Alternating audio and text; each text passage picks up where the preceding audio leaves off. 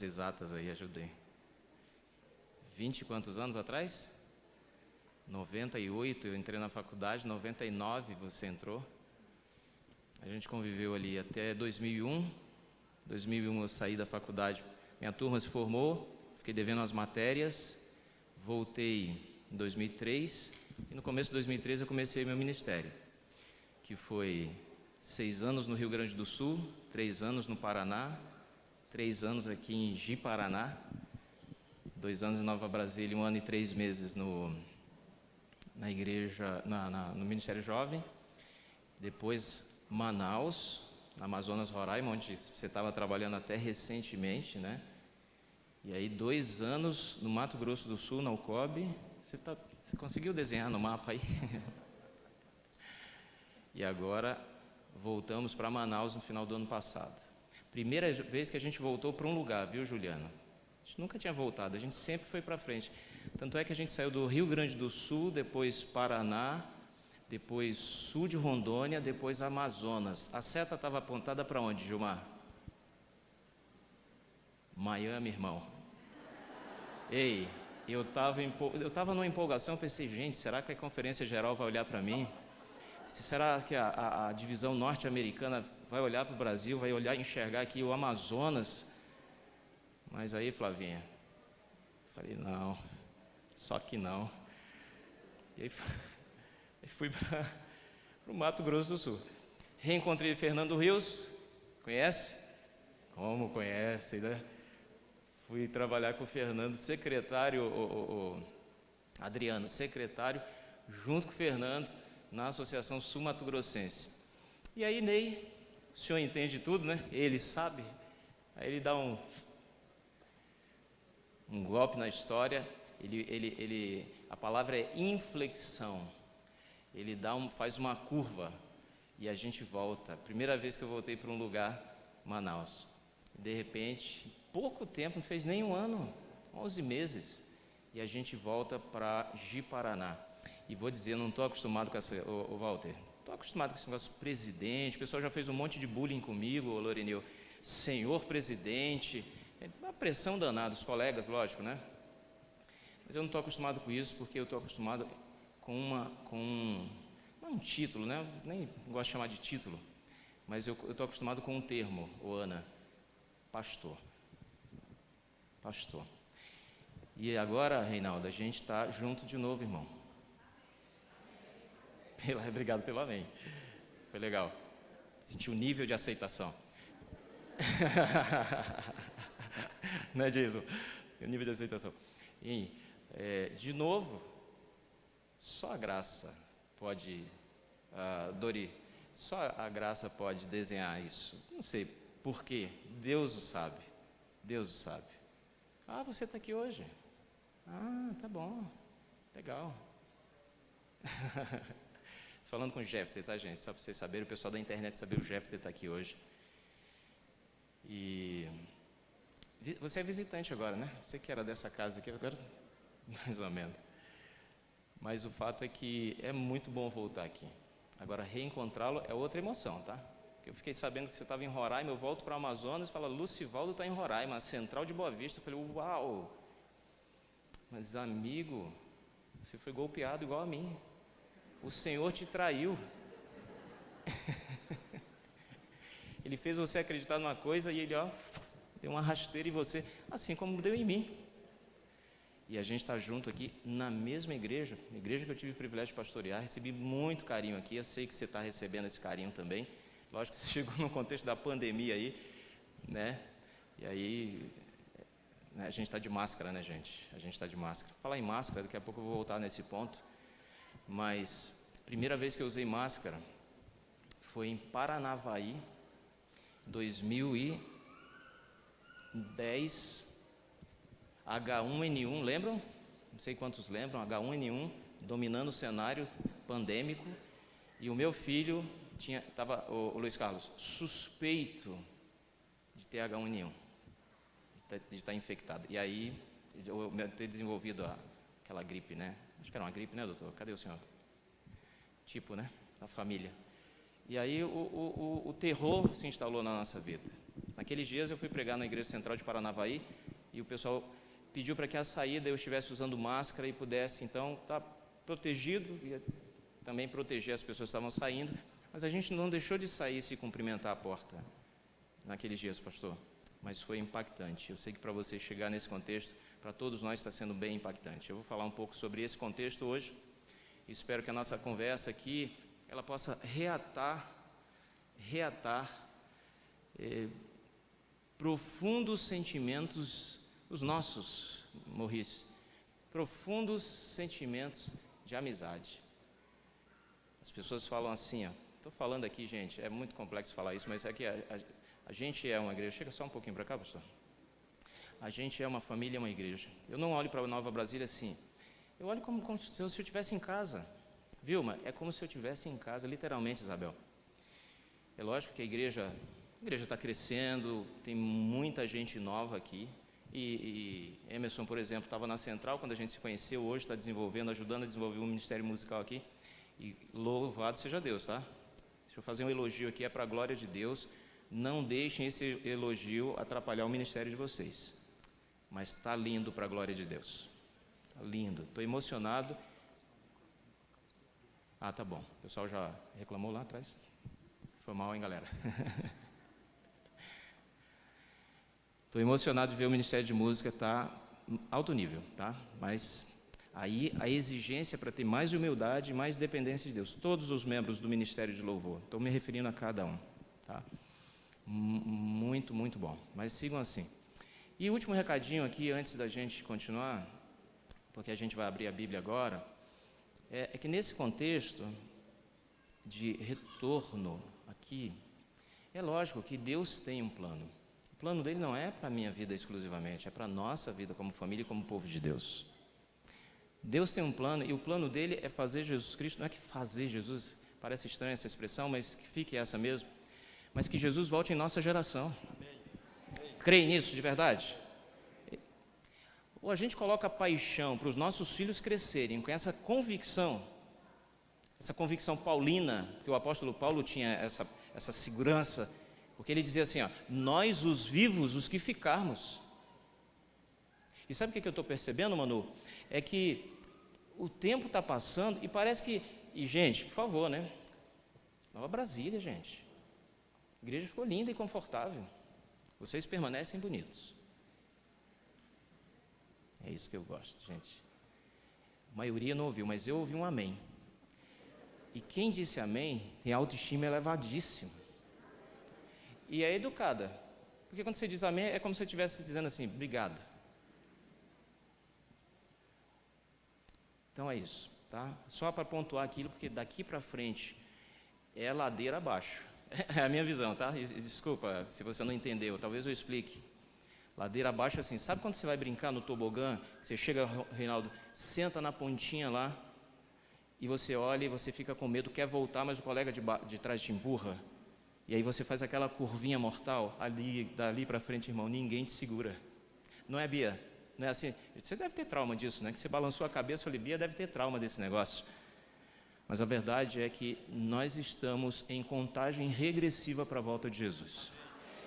E precisamos ter convicção disso.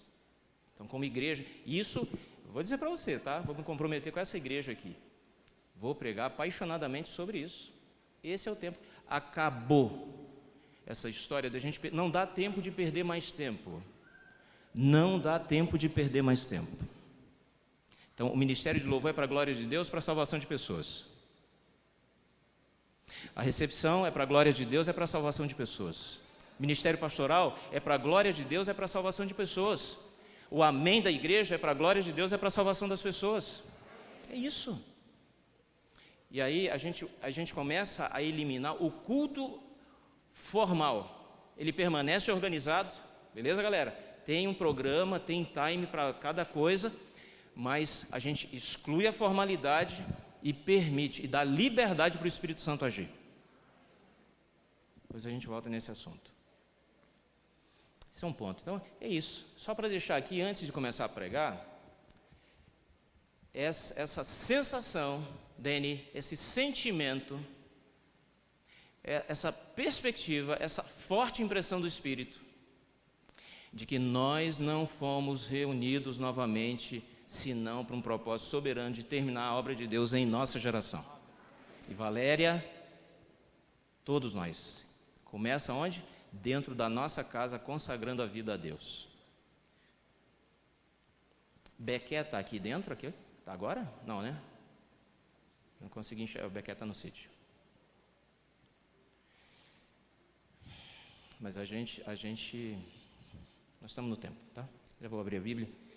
E a última coisa é agradecer porque vocês estão mobilizados. Zélia, foi emocionante ver você aqui à frente do lado do pastor, botando fogo aqui no Impacto Esperança, legal. Relembrei os nossos momentos, foi muito legal. E mês de novembro, e gostei o Jason já me deu um toque ali, pastor, novembro, reencontro, e o Ministério da Música está empolgado com a ideia de que eles têm que se preparar desde já para o reencontro do mês de novembro. Louvado seja o nome do Senhor. E obrigado por cuidarem desse homem aqui, tá? Muito obrigado. Obrigado. É alguém que está no nosso coração, de verdade. O nosso reencontro no ministério está sendo num contexto muito positivo para mim. Achei que te enxergar lá na Central, eu fiquei imaginando, vou ver o Lucivaldo lá na Central de Boa Vista. De repente, arrebatamento, e o homem vem para cá. Mas isso aconteceu com o Felipe no passado. Ele estava pregando para uma multidão, ou melhor, ele estava num deserto, caminhando numa estrada vazia, pregou para o eunuco, converteu o eunuco, e aí, Marquinho, o Espírito fez assim, sugou ele e jogou no meio de uma multidão para ele pregar. E não foi diferente com você. Parece que comigo também não. Nós estamos juntos com um propósito. O senhor pode orar pela mensagem? Obrigado. Irmãos, antes da oração, essa chave foi encontrada próximo no estacionamento, um carro HBO, eu não sei a marca do carro, tá? De repente, no final, daqui a pouco me procure, tá certo? Aqui no estacionamento aqui atrás. Obrigado. Vamos orar então? Nosso Deus, nosso Pai, louvado seja o nome do Senhor, pelas bênçãos e por esse encontro, e podemos dizer por esse reencontro, de irmãos e amigos, de ovelha e pastor, e nós te louvamos por todas as bênçãos. E de maneira muito especial, meu Deus, toma o teu servo em tuas mãos. Ele é humano, ele tem suas limitações, mas é um homem que é apaixonado pelo Senhor. E nesse momento a tua palavra será aberta, que se cale diante do Senhor toda a terra, e que as palavras dos seus lábios, o meditar do seu coração, sejam agradáveis a ti, e subam até o teu trono como incenso suave, e que sobre ele a tua unção permaneça, e nós recebamos esta mensagem, saiamos daqui transformados pela glória do Senhor. Fica conosco, mais uma vez nos perdoa e nos ajude a concentrar no que realmente é eterno. É o que te rogamos hoje sempre, em nome de Jesus. Amém.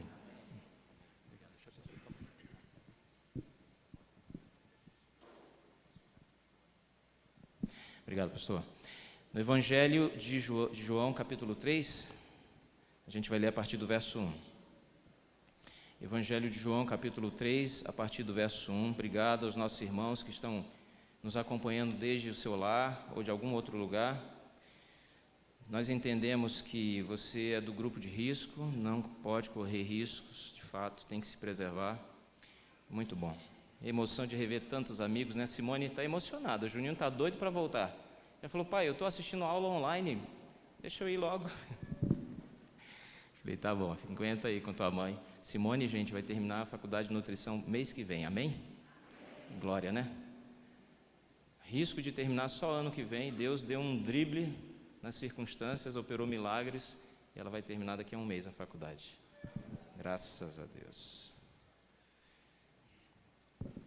Evangelho, Osana, já achou aí o texto? Está conectada? Estou contigo, tá?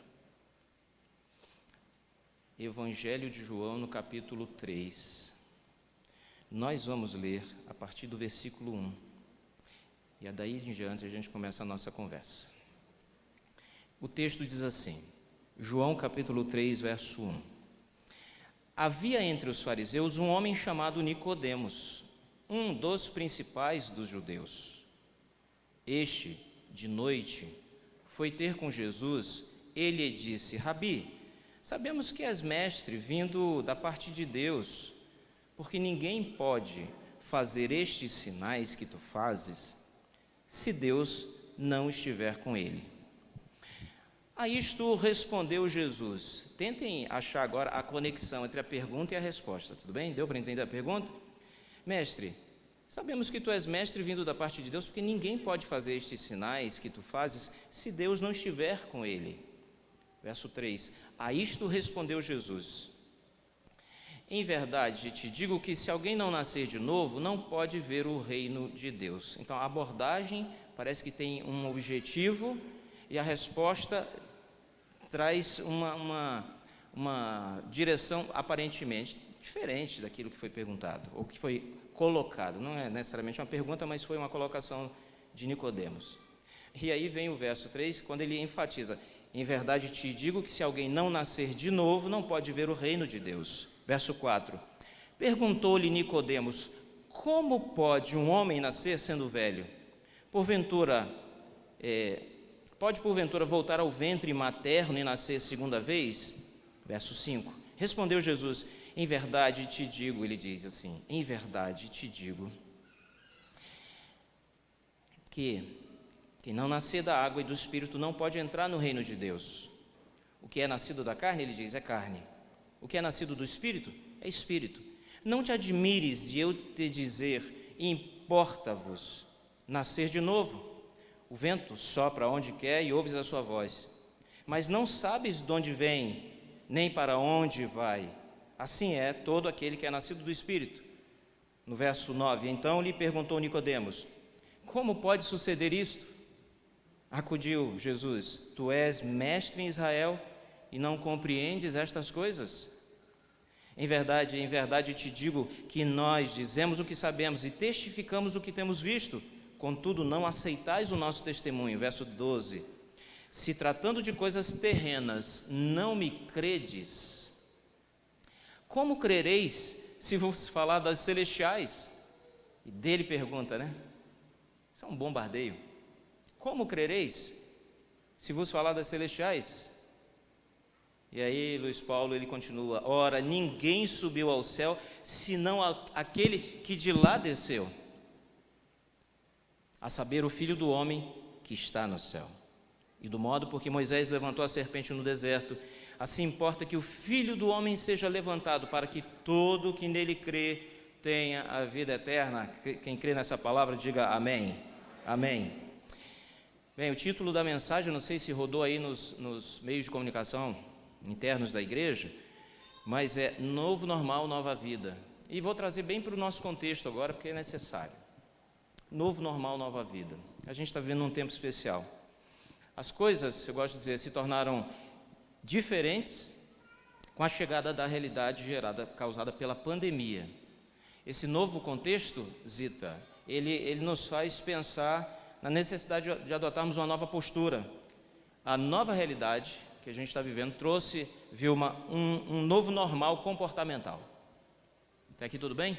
Vou estabelecer uma base aqui e vou depois entrar para fazer as aplicações. Um articulista chamado César Taurion, ele escreveu um artigo da área de tecnologia. O título do artigo é: o pós-Covid será o ponto de inflexão da inteligência artificial. Eu achei o máximo isso aqui. Você fala, parece que não tem graça. Sim, mas quando você lê o artigo, você descobre umas coisas muito legais. Ô Everton, você que é da área de tecnologia, depois você deveria ler esse texto, se não leu ainda. O pós-Covid, ele diz, será o ponto de inflexão da inteligência artificial. É o momento em que em que uma história faz uma curva, muda de direção. E aí, Joel, o camarada destaca algumas coisas e eu vou destacar aqui para nós, porque não dá para citar tudo, lógico, mas ele disse assim, ó, abre aspas, em poucos meses, todos os nossos planejamentos para 2020 e para os anos seguintes simplesmente viraram pó. Verdade ou mentira? Outro ponto que eu destaquei, hoje, ele diz, abre aspas, hoje não conseguimos fazer um plano de negócios que seja sustentável para os próximos 6 meses. Teremos vacina? É uma pergunta. Teremos novos surtos? A gente agora em Manaus experimentamos um recomeço, uma segunda onda. Você sabe como isso apavora a gente? É tremendo. Mas ao mesmo tempo você percebe mais resiliência das pessoas, porque a primeira onda, ela já trouxe lições muito poderosas. A primeira etapa do processo já ensinou muito para a gente. E eu vou dizer para ti, pode ser que você precise, Davi, de uma terceira onda. Você fala, pastor, para com isso. Não sei. Eu não sei quanto você aprendeu ou está aprendendo nesse tempo de crise pandêmica. Eu não sei, mas Cássia, amiga, se a gente não aprender a orar mais e a depender mais de Deus, no meio disso tudo, me questiono a respeito da compreensão que a gente tem sobre a necessidade de Deus e a compreensão do tempo em que a gente está vivendo. Nós estamos vivendo no tempo da volta de Cristo. Nós, Mariana, estamos vivendo no tempo da volta de Jesus. Cada um de nós precisa entender isso. O Taurião está falando sobre tecnologia, e ele está falando que agora é mais do que nunca necessário explorar, pastor, a inteligência artificial. Para você ter ideia, dos termos mais procurados na internet nesse tempo de crise, ô Jefter, foi profecia. Olha que interessante, um dos termos, né? Houve outros termos. Por quê? Porque o mundo simplesmente entendeu que precisava achar respostas. E aí sabe o que aconteceu? Um monte de sensacionalista, de gente mal orientada, que tem suas próprias convicções além e acima da verdade e ainda justificam que estão se baseando na Bíblia, começaram a pregar os seus próprios discursos.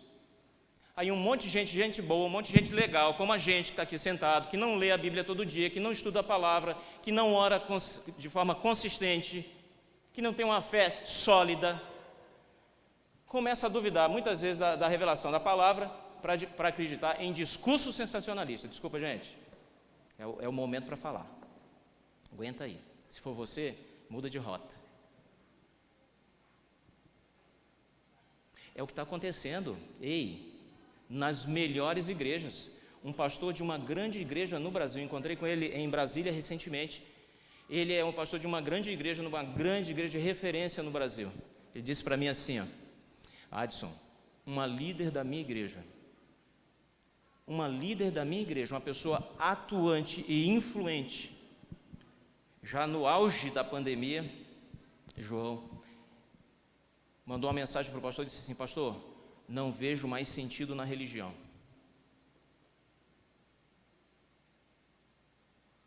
Aí você fala assim, tá, e daí? Yolane, para mim isso é um escândalo. Como assim? Você está todo dia aqui na mídia, você aparece todos os dias, o seu rostinho está na foto da maioria dos programas da igreja, e de repente você diz assim, não vejo motivo para a religião. Então perguntam, o que você está fazendo aí na frente? Você entendeu a crise? Eu estou em crise, eu estou só compartilhando, não quero sofrer sozinho. Para mim isso aqui é complexo. Então, nesse momento, é hora de a gente parar e retroceder e pensar assim, tá, o que nós vamos fazer?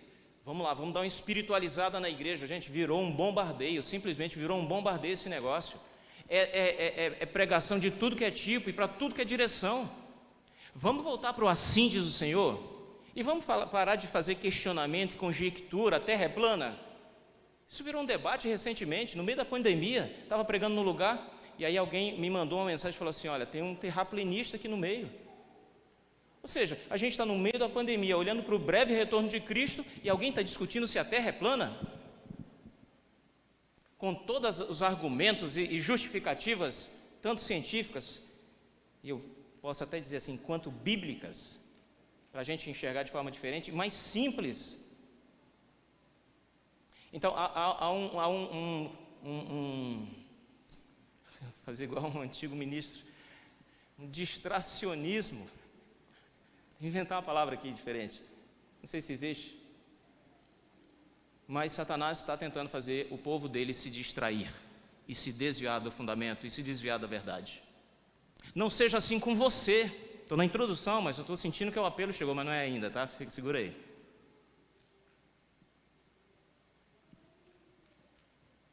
Me impressiona o fato das pessoas se moverem tão facilmente da verdade para o pecado. E eu estou falando de gente que está aqui o tempo inteiro na frente. Eu não estou falando de alguém dessa igreja, eu estou falando de alguém que em alguma igreja grande no Brasil simplesmente escreveu para o pastor e disse: não, a religião para mim, a igreja para mim não faz mais sentido. E se hoje não faz sentido, a pergunta é: quando foi que fez sentido? Isso aqui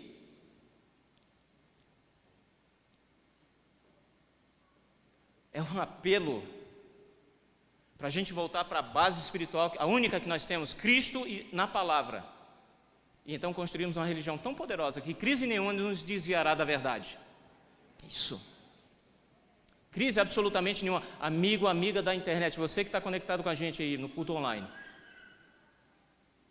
Se era para você estar na igreja hoje e você está aí só porque é mais confortável, então tem alguma coisa errada. Então vem para a igreja. Se é do grupo de risco, então fique em casa. A pandemia está revelando um monte de coisa. E eu não sei o que foi que ela revelou a respeito de você. Taurion continua dizendo assim: o mundo se tornou volátil, incerto, complexo e ambíguo. Há uma sigla em inglês, VUCA, V-U-C-A, para isso. É do jeito que o mundo está se tornando, ou se tornou. Agora, uma frase, eu termino com essa frase nesse momento de introdutório aqui, só para entrar naquilo que eu acho que deve ser a correlação espiritual para essa compreensão de uma crise que mudou a nossa rota e agora a gente tem que entender, tá, e para onde a gente está indo, afinal de contas. É essa frase aqui, abre aspas. A sociedade humana não evolui, diz ele, em uma linha reta contínua. De vez em quando, uma mudança brusca redireciona e transforma o contexto. Quer um exemplo bíblico? Difícil falar exemplo bíblico, não? Ainda mais que você abandonou a fonoaudióloga há algum tempo. Mas um exemplo tirado da Bíblia. Se você olhar para os últimos séculos, aqui, ó, olha para os últimos séculos, depois do cativeiro assírio, hoje a gente está lendo, no mundo inteiro a igreja está lendo o livro de Isaías, e o contexto o pano de fundo de Isaías é o cativeiro assírio, mas depois do cativeiro assírio vem o cativeiro babilônico, depois vem o cativeiro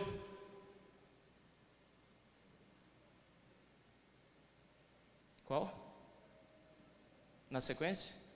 Assíria, Babilônia, obrigado, Medopécia, Grécia e Roma. Quem era o império dominante quando Jesus e Nicodemos estavam batendo papo ali? Roma era o império dominante. Nos últimos anos, você enxerga, tenta imaginar um gráfico, você enxerga uma reta descendente. Lembra? Todo mundo ficou especialista em gráfico agora, o Inácio, depois da pandemia, porque todos os dias a gente acompanhava e queria saber como é que estava, e o pessoal falava da curva, a curva está subindo, e aí todo mundo orava para que a curva descesse. Então, observe, você tem o povo de Deus que está indo numa linha reta, contínua, sendo fiel a Deus, servindo ao Senhor de coração, e de repente o povo cai na apostasia, e volta, e aí desce, e aí alguém se arrepende, alguém grita, um líder se levanta, ele chama a atenção do povo, o povo sobe, aí eles voltam a ser fiéis, eles vão seguindo uma linha reta, contínua de fidelidade, e as coisas estão indo bem, aí o povo cai em apostasia, eles descem, depois eles sobem, porque alguém grita, não, está tudo errado. Era assim que faziam os profetas. Ian, alguém tinha que gritar, irmão, e dizer, para, está tudo errado. Mas aqui, de Babilônia para frente, foi ladeira abaixo. Era da apostasia para um nível mais inferior, ou menor, e mais baixo, e mais baixo, e mais baixo, até chegar no tempo de Roma. O povo criou uma expectativa tremenda por libertação, e essa expectativa de libertação era uma expectativa muito mais da perspectiva política do que espiritual. Eles não entenderam a profecia, houve uma compreensão errada da profecia. Na cabeça deles, o libertador que viria, de acordo com a profecia, era um libertador político. Olha para cá. Não era um libertador político, era um libertador espiritual. Mas eles colocaram tanta energia e tanta convicção de que era um libertador político e continuaram esperando por isso. Eu não sei se eles faziam orações por isso, mas eles esperavam que um libertador aparecesse para libertar o povo do jugo romano. Eu sei que vocês já sabem disso, mas eu vou dizer o óbvio, porque tem muita gente que não está fazendo o que é óbvio. Estudar a Bíblia com honestidade para entender a profecia da maneira correta. Os fariseus daquela época, dotados dos mais diferentes conhecimentos, porque Nicodemos era um homem da alta classe, era um líder da sociedade judaica e era um dos membros do Sinédrio. O Sinédrio era composto pelos homens mais dotados de conhecimentos gerais da sociedade judaica. Você sabe o que isso quer dizer? Eu estou dizendo que os mais inteligentes não conseguiram compreender a profecia. Estou falando para a liderança dessa igreja ou estou falando para a liderança dessa igreja? Estou falando para qualquer líder e amigo que esteja aqui visitando a gente. Estou falando para os líderes mais experientes dessa comunidade. Nicodemos era um homem assim, e ele não entendeu tudo. Mas num determinado momento, quando ele viu Cristo, quando ele o viu atuando, agindo, se relacionando com as pessoas e operando poderosos milagres, aí, amigo Davi, ele não teve dúvida que era o Cristo. No entanto, o formato, a expectativa dele era um pouco diferente. E nesse sentido, encaixar aquele Cristo, líder espiritual, com Cristo, líder, libertador político, não estava batendo. E ele ficou encabulado com isso. Então o que ele faz? Cuidado com isso, tá? O que ele faz? Para não se expor, para não deixar que as pessoas o vissem perto de Cristo, para que ninguém o enxergasse associado ao Mestre, ele vai no momento à noite. E por que ele vai à noite? Porque ele precisa de confidencialidade. E ele precisa do, Adriana, anota isso, querido, anonimato.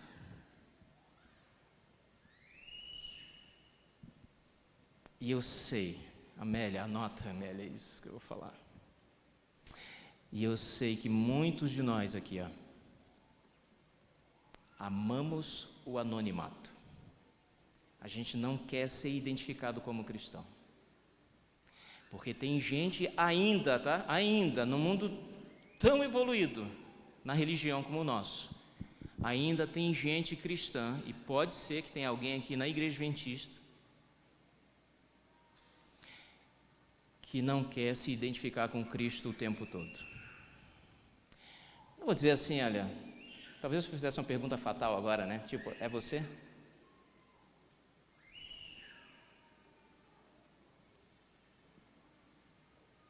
Você tem vergonha de se identificar com Cristo? Você não quer que as pessoas percebam que você é crente mesmo?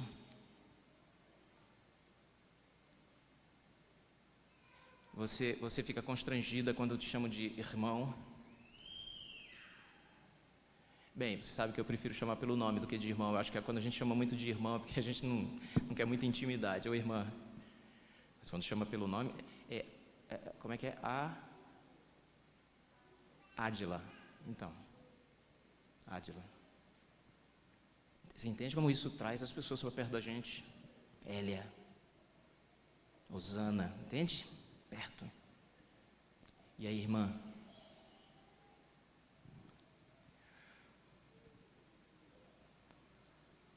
Cristo precisa ser identificado em nossa vida. Eu tive que dar um feedback. Deixa eu abrir um parênteses rapidão aqui. Estou cuidando com o tempo. Não sofro ainda. Cristo, Gilmar, foi identificado. Precisa ser identificado com cada aspecto da nossa vida. Há não muito tempo eu precisei dar um feedback para uma pessoa. Cultura de feedback, Reinaldo, não sei, eu acho que lá na sua empresa talvez eles desenvolvam bastante. Cultura do feedback é uma coisa que a gente precisa desenvolver mais nas relações cristãs. É quando a gente vê um amigo que está indo por um caminho, a gente chega para o amigo e dá um feedback: amigo, esse caminho não é legal. Então eu disse para uma jovem senhora, com quem eu me assentei para conversar, e disse para ela assim: eu não vejo Jesus nas suas postagens. Ai, Juliano, eu senti a mesma coisa que você. Aí você fala, cara, mas como é que você é duro desse jeito, Adson?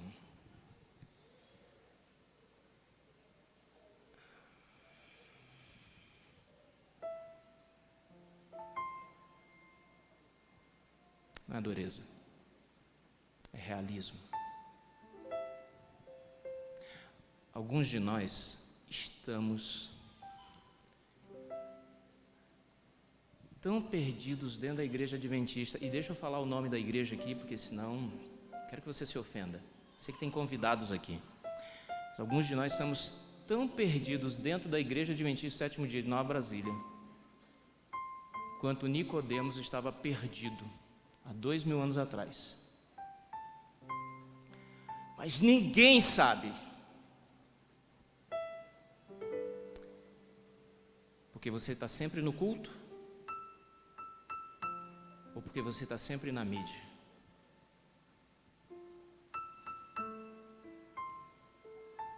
É duro, irmão, falar isso.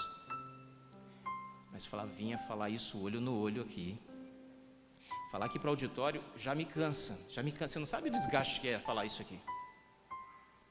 Mas Célia, falar assim, ó, olho no olho, Célia. Cultura de feedback.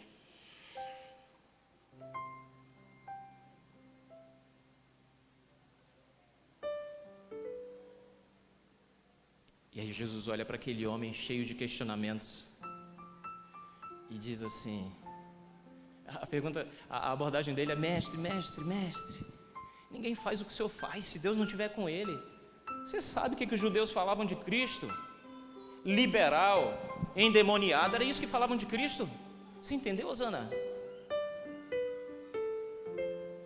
Mas quando olhavam para ele e percebiam o seu caráter, e não o julgavam pelas pessoas com quem ele se relacionava, é óbvio que você vai saber que é ele. É claro que ele é o Messias. Mestre, um homem velho, um homem maduro, chegar para um menino de 30 anos de idade,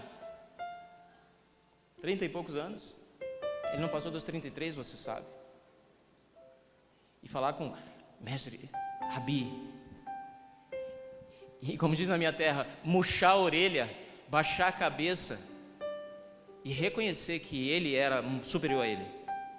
Mas isso no anonimato, gente, à noite, lugar à parte. E aí, para aquela abordagem, Jesus dá uma resposta. É dura a resposta, não parece, mas é. Verso 3: em verdade eu te digo que se alguém não nascer de novo, não pode ver o reino de Deus. Tem uma palavra grega,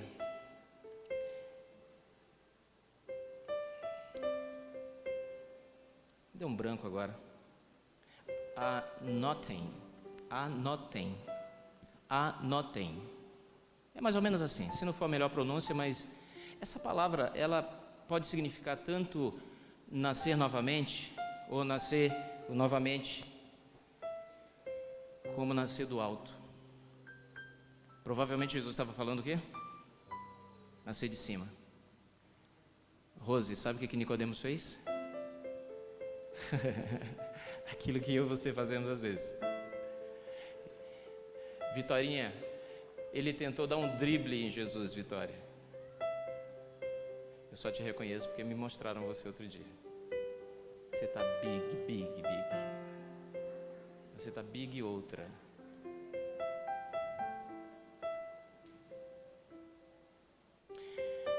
A palavra anotem significa nascer de cima ou nascer de novo. Jesus estava querendo dizer o que para Nicodemos? Estava falando de um nascimento espiritual, de uma renovação espiritual. O que Nicodemos estava tentando forçar? A tradução? Nascer de novo. Por isso que ele pergunta: mas como? Sabe como é que no Nordeste diriam assim? Pare de se fazer de besta, rapaz. Talvez os baianos dissessem isso. Pare de se fazer de besta, rapaz. Você não entendeu, mas Jesus não ia falar desse jeito. Jesus continuou mergulhando no coração dele. Disse assim: se você não nascer de novo, você não pode ir para o céu. Se você não tiver uma renovação, ô Machado, era isso que ele estava querendo dizer. Se você não tiver uma renovação espiritual, sabe essa tua religiosidade toda serve para quê? Nada. Absolutamente nada. Sabe vir à igreja, assistir cultos, passar horas dentro de um templo assistindo culto? Não serve para nada. Porque é muito fácil se desconectar enquanto a gente está assistindo um culto. É fácil. É só estar na carne. Você sabe que para entender sermões, eu comecei a entender... Porque eu sou meio neurótico com essa coisa assim, eu quero que o sermão faça sentido, e tem que fazer sentido para mim, para fazer sentido para as pessoas. E aí eu fico muito neurótico quando eu vejo que as pessoas estão distraídas no templo. Mas eu descobri uma coisa: coisas espirituais se discernem espiritualmente. Você está sentado aí na carne, vive uma vida de aparência religiosa, não tem comunhão diária com Deus. Que poder o culto vai ter para você no sábado? Que significado o sermão vai ter para você no sábado e em qualquer outro dia de culto? Absolutamente nenhum, amiga, nenhum amigo.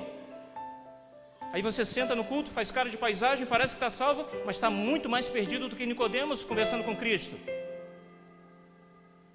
Aí, Rose, a gente dá um drible, né? A gente tenta dar um drible em Deus às vezes. Deus, Gerson, deixa as coisas muito claras para nós. Mas quando a gente não quer entender, a gente fica meio... E ele tentou dar um drible no Senhor. Mas como vai nascer de novo, voltar para o ventre e nascer de novo? Aí Jesus... mergulha. É isso que eu estou dizendo. Se não nascer da água e do Espírito. Ele começa a deixar a coisa mais clara. Ele está falando de... Belinha, ele está falando de um nascimento espiritual. É isso que ele está falando para você. Isso aí ele está falando para você.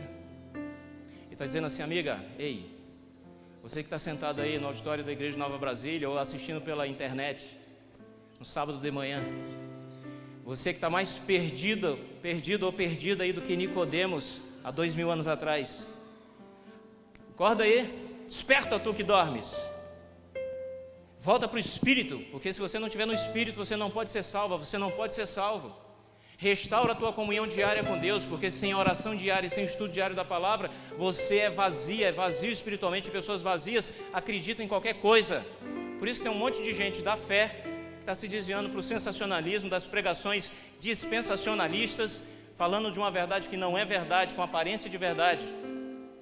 É claro que você vai acreditar, porque Nicodemos também corrompeu a compreensão bíblica quando interpretou a profecia de maneira incorreta, porque ele estava na carne, um religioso velho de guerra na carne. Experiência não salva, anote isso. Esse era o dilema de Nicodemos. Eu apelo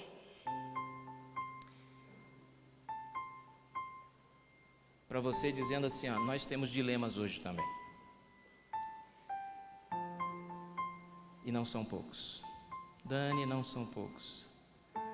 Os nossos dilemas são gigantescos. Antes do apelo, vou pintar um quadro para você aqui. Quais são os nossos desafios e dilemas hoje? Numa era de cibernetização, esse é o número 1. De uma cibernetização ultra acelerada, a gente precisa estar mais conectado. Alguns de nós tentou resistir à tecnologia por muito tempo, mas agora não dá mais. Você precisa se familiarizar mais com a tecnologia. Eu tenho um amigo em Manaus que todos os meses um amigo passa na casa dele, pega ele de moto e leva até o banco para ele ajudar o amigo a fazer um saque no caixa eletrônico. Por favor, estou condenando essa pessoa, só estou dizendo, ele tem que se atualizar. O meu amigo é uma pessoa confiável. E se não fosse uma pessoa confiável, você entregaria a senha do seu banco? A senha da sua conta?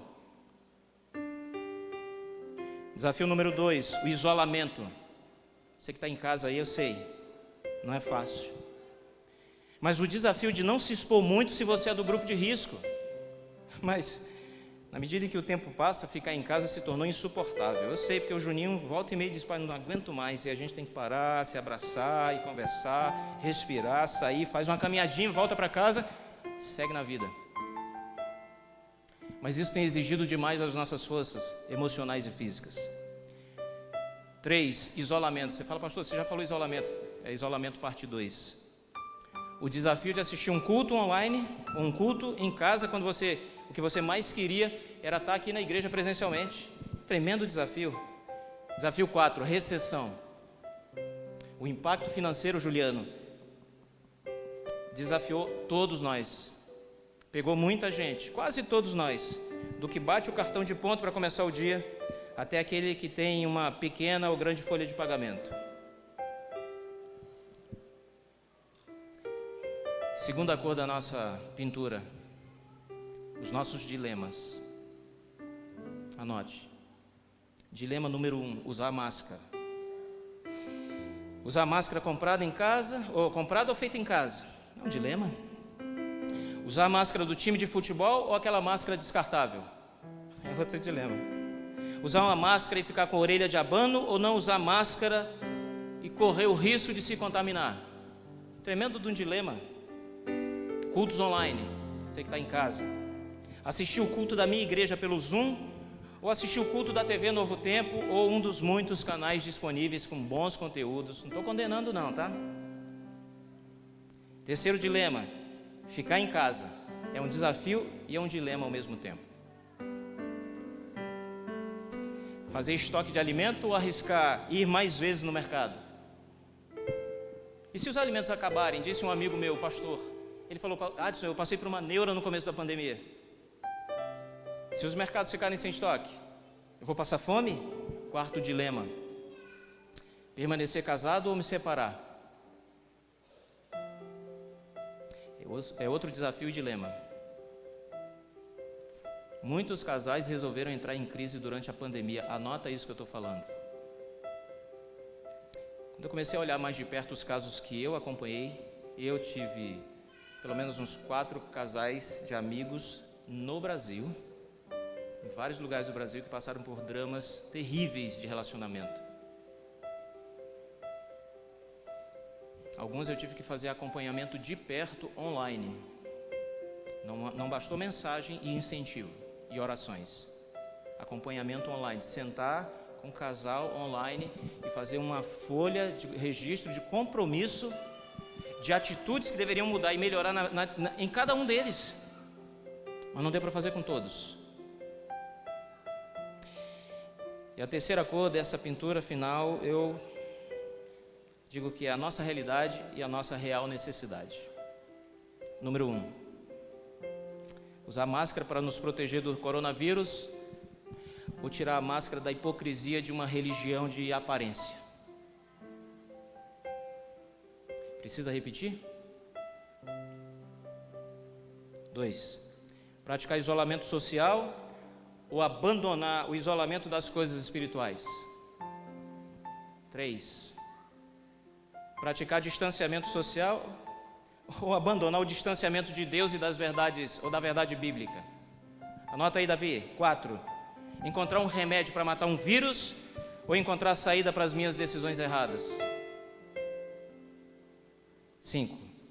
Descobrir a vacina para nos proteger de uma doença ou reconhecer que é o meu pecado acariciado que é a minha pior doença? Gente, é só parar para pensar. E o meu apelo é esse, Flavinha. Meu apelo é: pare de usar desculpas. Tudo bem, igreja querida, juventude amiga, amigos e amigas, parem de usar desculpas.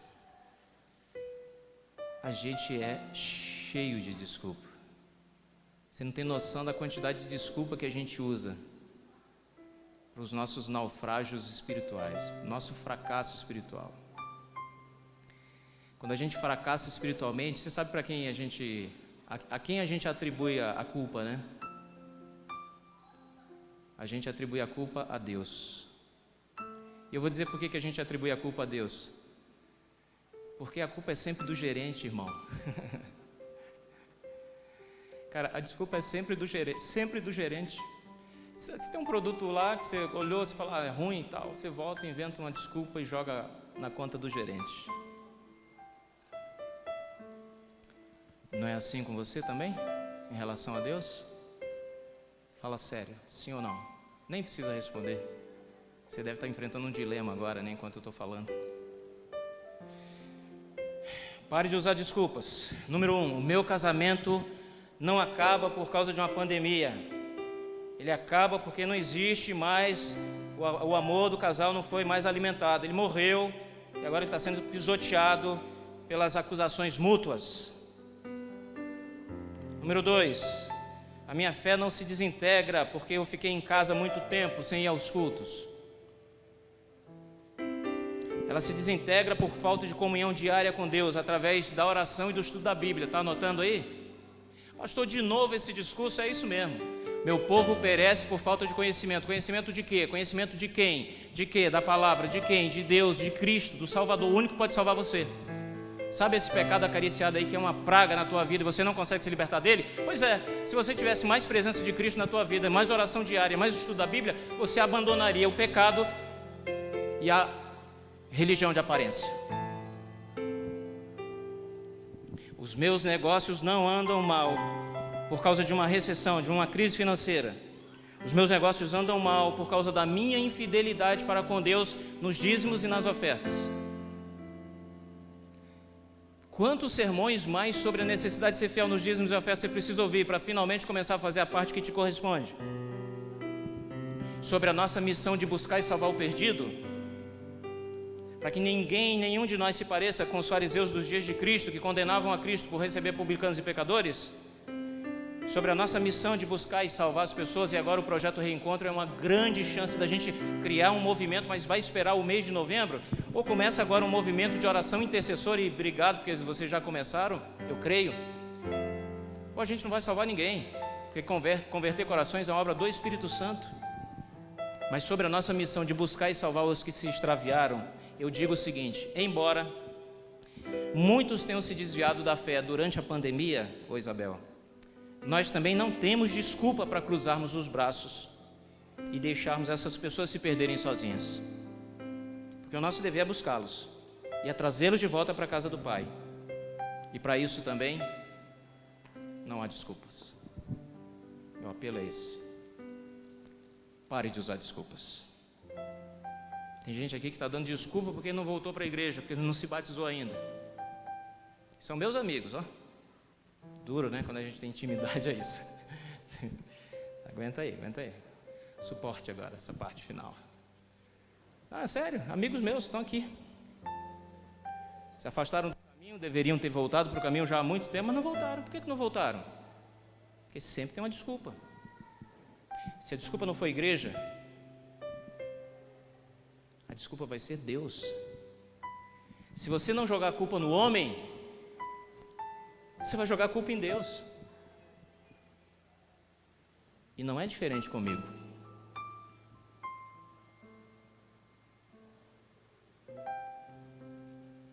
Porque nós somos humanos e Jesus nos conhece. Anotaram isso? Nós somos humanos e Jesus nos conhece. Vamos orar agora. A Flávia vai cantar. Essa música, essa canção, ela tem um objetivo: convidar a gente para fazer o que Cristo pediu para Nicodemos fazer. E se não ficou tão claro na leitura da Bíblia e na explanação, que fique claro no apelo. Deus está chamando a gente para voltar para o lugar onde nós temos um encontro diário com Ele, onde nós devemos ter um encontro diário com Ele. Sabe aquele lugar que você escolheu na sua casa, para ir todos os dias na presença do Senhor, e abrir o jogo, rasgar o verbo? Ei, você homem casado, você que está flertando com uma mulher lá no trabalho, como é que você sabe? Não, eu não sei, o Senhor é quem sabe. Ei, você moça solteira que está namorando. Ei, rapaz solteiro que está namorando, que está tendo relação íntima com a tua namorada. Ah, vai dizer que você vai pregar isso no século 21? Não, eu já preguei.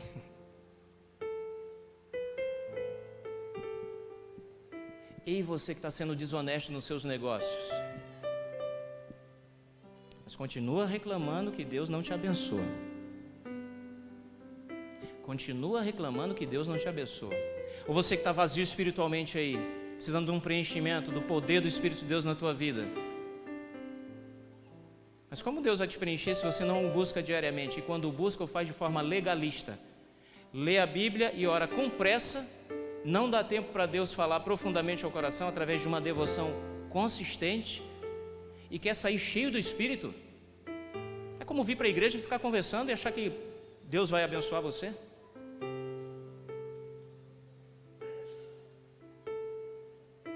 A gente está no meio de uma crise. A pergunta é se você vai precisar de mais uma crise para começar a fazer o que precisa ser feito. É isso. Todo mundo já entendeu. A lista é enorme. Tem que parar aqui.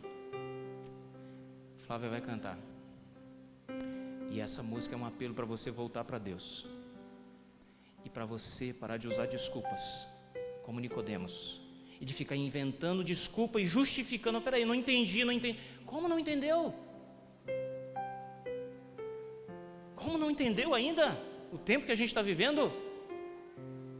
Já entendeu sim. Enquanto ela estiver cantando, você vai se levantar. Esse é o chamado. Faça se você entender que está disposto a abandonar. Você fala, por quê? Porque se você se levantar só para que as pessoas não vejam que você não levantou... Pastor, mas você está sendo duro demais. Não, é o pecado, amiga. É o pecado, amigo.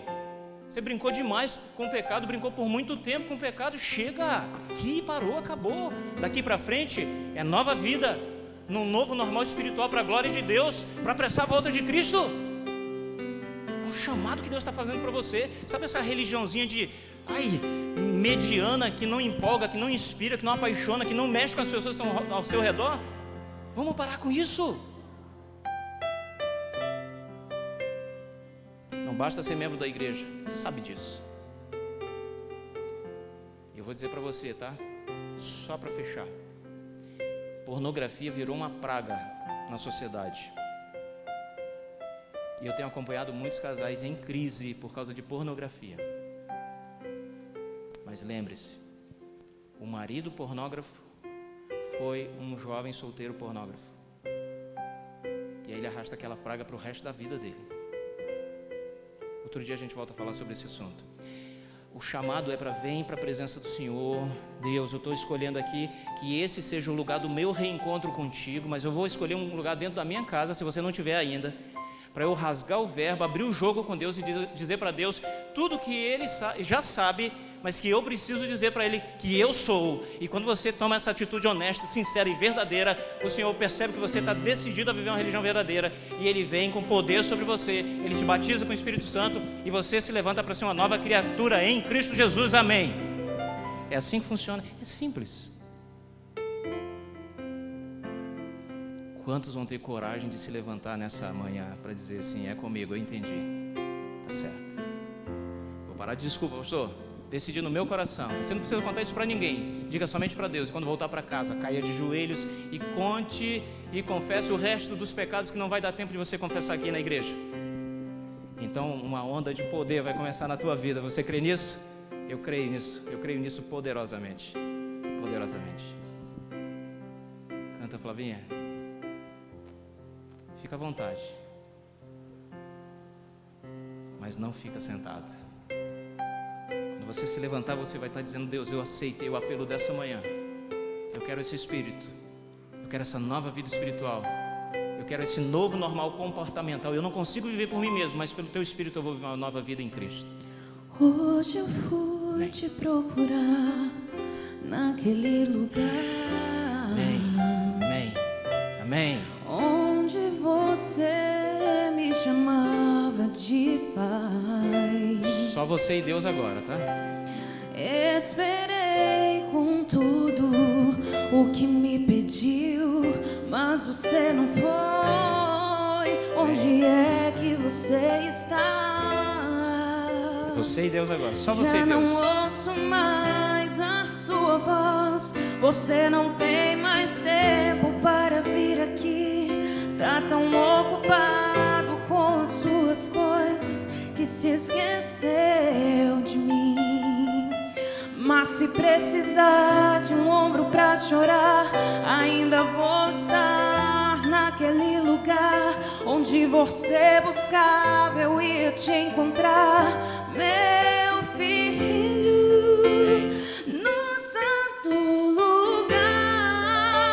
Eu quero te encontrar, sarar suas feridas e te perdoar. Lá naquela cruz morri em seu lugar. Filho, nada irá me impedir de te amar.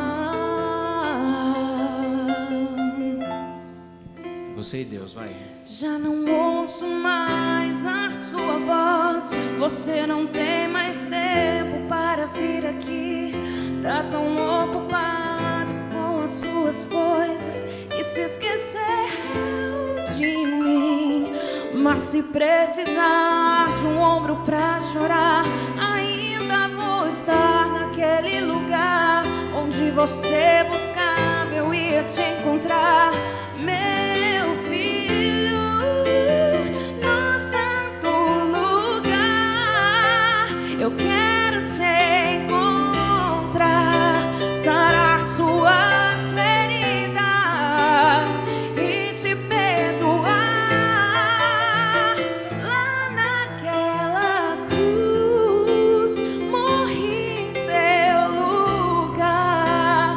Filho, nada irá me impedir de te amar.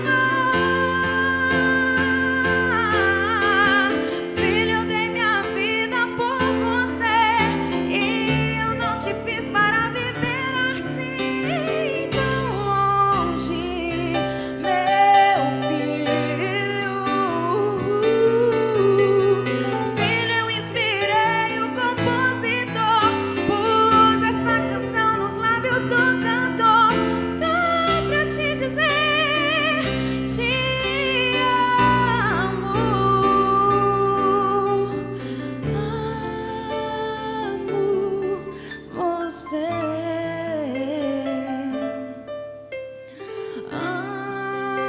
amo você,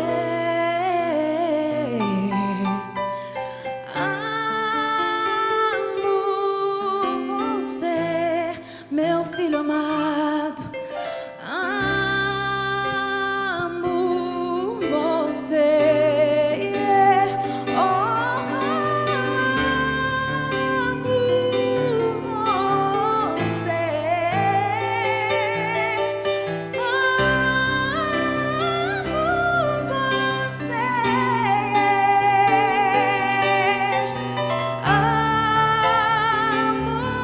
você,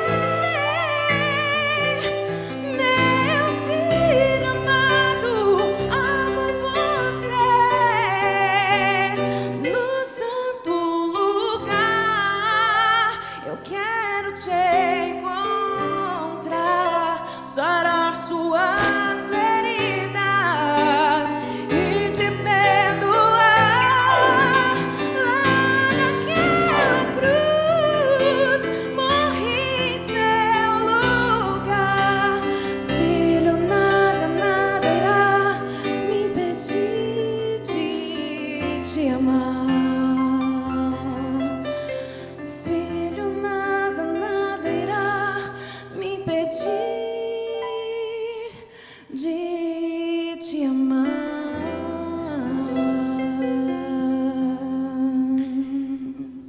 Nicodemos sentiu isso. Nicodemos sentiu que não era uma resposta dura de um rabino jovem e intolerante. Era a voz do Espírito dizendo: filho, você acha que está salvo, filha, você acha que está salvo? Vocês estão perdidos. Você está perdido. Ele entendeu isso. Dali para frente, a vida de Nicodemos nunca mais foi a mesma. Nunca mais. Que é uma prova disso. Quando Cristo foi crucificado e ele morreu, Nicodemos pediu. E junto com José de Arimateia, pegaram o corpo de Cristo. Ele o desceu da cruz. Entende? Ele ajudou a descer o corpo de Cristo da cruz.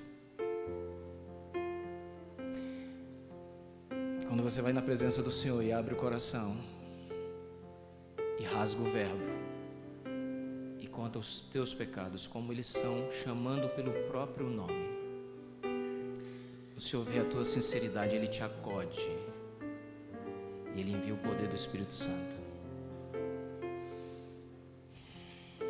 Não perde mais essa comunhão, por favor.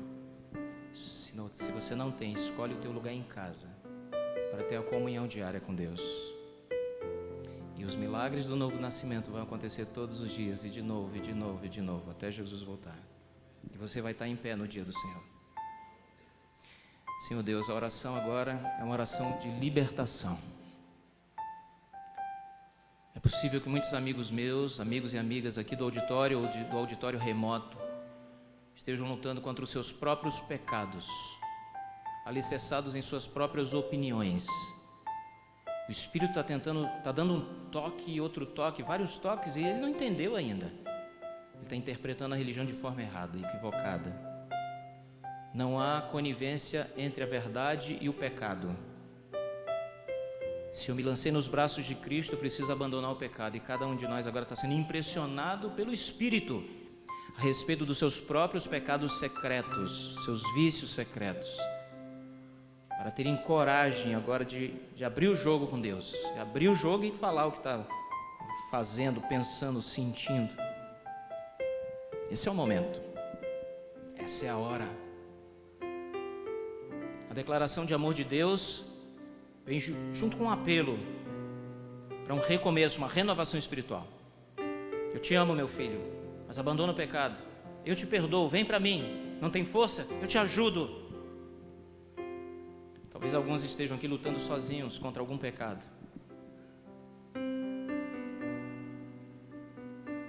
Nesse momento o Senhor está dizendo: filha, eu te conheço, sei o que você está vivendo. Eu te perdoo agora, é só decidir abandonar o pecado. Eu te abraço, eu te dou força, porque eu te amo. Pai, muito obrigado por isso. Porque nesse momento, enquanto a gente está fazendo isso, e todos nós aqui no auditório presencial e remoto, o Espírito está descendo sobre nós com grande poder. O Espírito está entrando na nossa mente para mudar os nossos paradigmas do pecado, arrancá-los e implantar os valores de Deus. Recebe esse grupo de maneira especial. Todas as pessoas que se levantaram na tua presença dizendo: Senhor, eu estou aqui, transforma a minha vida. Os que não puderam se levantar por questões de saúde ou qualquer outra razão especial agora, mas que se levantaram no seu coração dizendo: eu estou aqui, Senhor, me recebe de volta nos teus braços. A cada um, ó Deus, dá o poder de viver uma vida consistente na tua presença, separando tempo de verdade para orar e estudar a Bíblia todos os dias. Que a unção do Espírito os acompanhe, que ao saírem daqui para os seus lares e todas as demais atividades, saiam acompanhados pelo teu anjo, ungidos pelo poder do teu Espírito Santo. Alcança o nosso auditório remoto agora, batiza-os com o poder do Espírito também, em nome de Jesus Cristo, amém.